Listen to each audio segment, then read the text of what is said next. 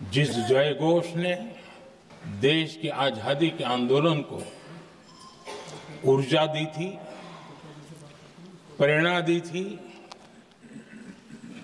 त्याग और तपस्या का मार्ग दिखाया था, उस वंदे मातरम का पुण्य स्मरण करना इस सदन में हम सबका ये बहुत बड़ा सौभाग्य है और हमारे लिए गर्व की बात है कि वंदे मातरम के 150 वर्ष निमित्त इस ऐतिहासिक अवसर के हम साक्षी बन रहे हैं। 150 वर्ष निमित्त सदन की एक सामूहिक ऊर्जा को उसकी अनुभूति करने का प्रयास कर रहे हैं। वंदे मातरम 150 वर्ष की यात्रा अनेक पड़ावों से गुजरी है, लेकिन आदरणीय अध्यक्ष जी, वंदे मातरम का जब 50 वर्ष हुए तब देश गुलामी में जीने के लिए मजबूर था और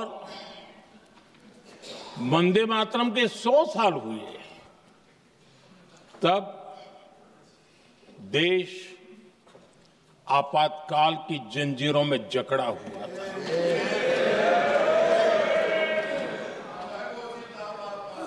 जब वंदे मातरम 100 साल के अत्यंत उत्तम पर्व था, तब भारत के संविधान का गला घोंट दिया गया था। जब वंदे मातरम 100 साल का हुआ, तब देशभक्ति के लिए जीने मरने वाले लोगों को जेल के सलाखों के पीछे बंद कर दिया गया था।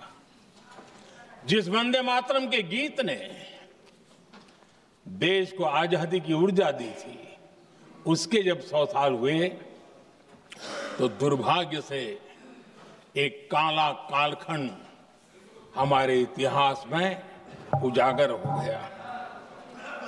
हम लोकतंत्र के गिरोह में थे। आदरणीय अध्यक्ष जी, 150 वर्ष उस महान अध्याय को, उस गौरव को पुनः स्थापित करने का अवसर है और मैं मानता हूं सदन ने भी और देश ने भी इस अवसर को जाने नहीं देना चाहिए।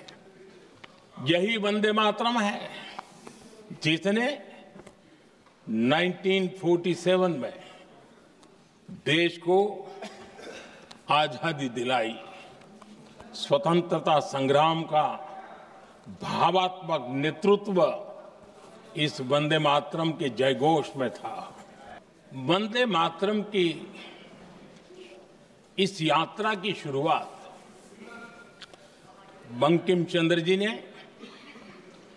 1875 में की थी और गीत ऐसे समय लिखा गया था जब 1857 के स्वातंत्र संग्राम के बाद अंग्रेज सल्तनत बौखलाई हुई थी, भारत पर भांति भांति के दबाव डाल रही थी, भांति भांति के जुल्म कर रही थी और भारत के लोगों को मजबूर किया जा रहा था अंग्रेजों के द्वारा।